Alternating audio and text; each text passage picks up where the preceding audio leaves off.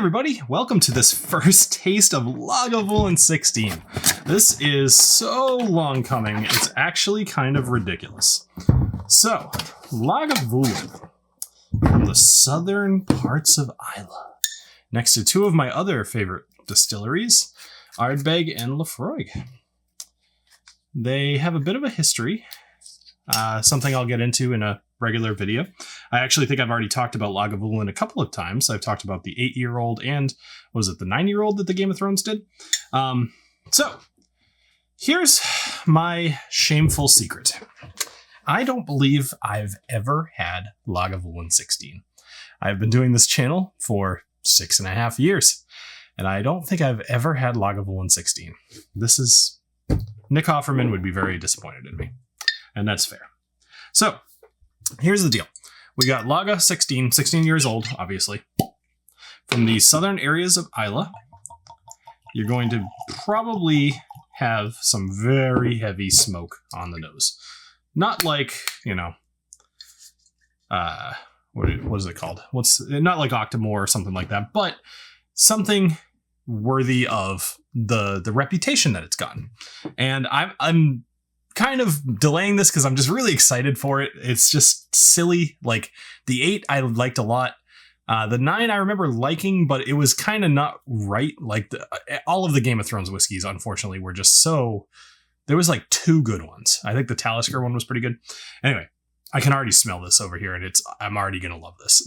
So for those of you that might be new to the channel, maybe found this whole thing, I do these little first tastes. These are just totally off the cuff, not rehearsed, and not even rehearsed, like not researched, just what do I think of a bottle that I'm opening. So I'll probably do a real review of this in a couple of weeks, but I like to give them a little time to open as well. What I'm smelling here is immediately reminiscent more of Ardbeg than of Laphroaig. I mean, not Laphroaig. Yeah, Laphroaig. Jeez, I'm getting all confused here. Laphroaig, Ardbeg are basically on both sides of Lagavulin. So, what I'm smelling is more reminiscent of Ardbeg. But let's go ahead and give this an actual nose.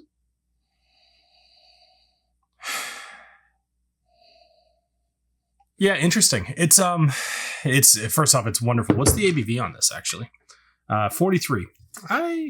I'm not going to critique this too much yet, but my initial reaction is I wish it was 46.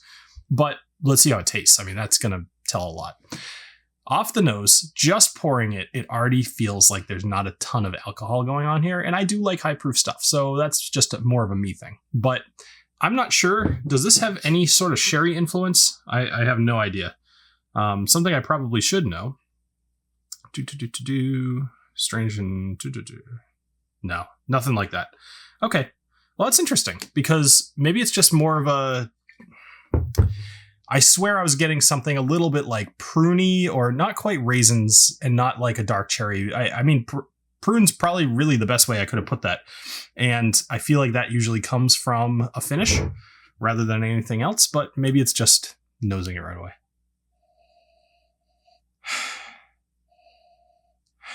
Smells fantastic. It's delicate. It's not overbearing.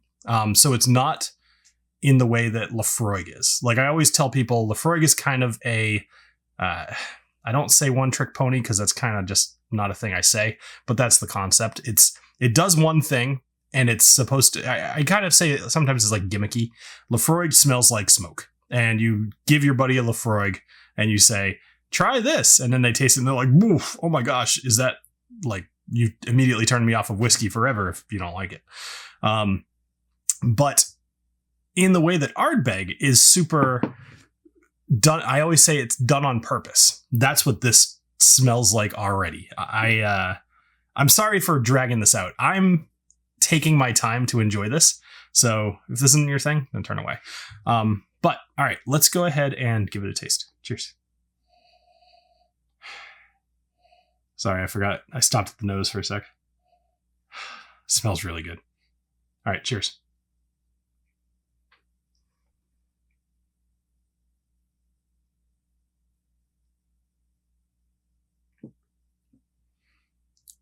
Wow.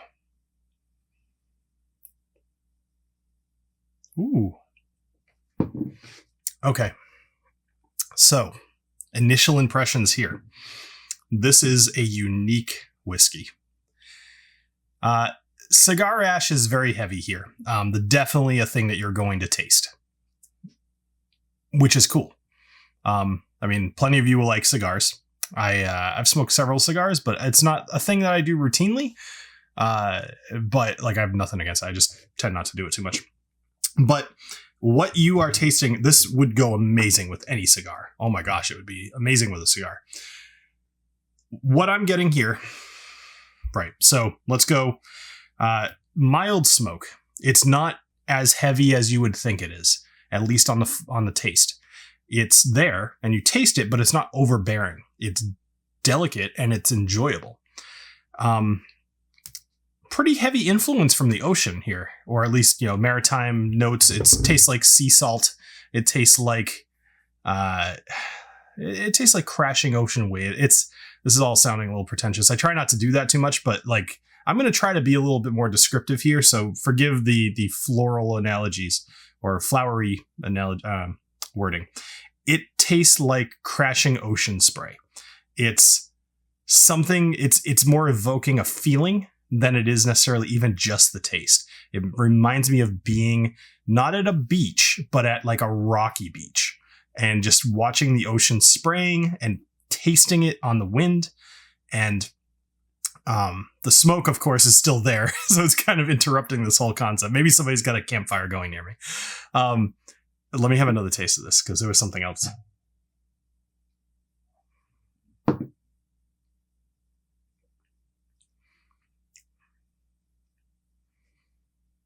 Yeah. The cigar ash, that's a big one for sure. I know I mentioned that, but just worth reiterating. This is really good. This is really good. Initial impressions, though, is I'm feeling like, I know Lagavulin 16 is kind of their big one, right? Like, this is like, I don't know, $80, something like that. Right, initial impressions is I like the higher end Ardbegs still better than this one, like Corey. That's just a really good whiskey. I think this is probably on par with the Ugadale. They're very different, right? Like Ugadale is sherry finished, but they're different. Yeah, I'm trying to determine if I'm getting much more than just the 3 notes out of this.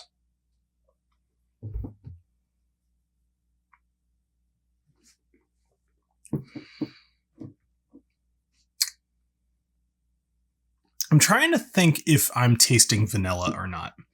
I don't know. If I am, it's like a very unrefined, I guess. Like, I could almost see this be more like chewing on a vanilla pod than necessarily like that middle black figgy kind of section where all the flavor is. It's something different. I'm going to have to explore that a bit more before I do my real review on this. But I mean, initial impressions, worth every penny. Like, this is delicious. This is properly priced in my mind at around $80. I know sometimes you can see it for closer to $100. I wouldn't pay that much for it personally. I think this is something that you might want to keep around. And if you wanted to introduce somebody to peated whiskey, this would be a better place to start, at least in my opinion, than Laphroaig. But I often tell people that they should go with something like an Ardbeg 10 or a Talisker 10. I think both of those are very good to get people into the idea of smoke. This one is something that I am personally going to enjoy. And actually, by the time that you watch the video in a couple of weeks, I wouldn't be surprised if half this bottle is gone. Probably not the best thing that I have a vacation coming up. So, all right. Thank you for joining me here on this first taste. This one was important to me. I've been meaning to do this since January, and this will be coming out probably like last week of August, I would say.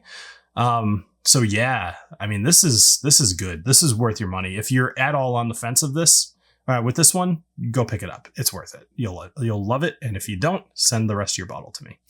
Thank you very much for joining me here on the Whiskey Dictionary, and I hope you have a great rest of your day. Cheers.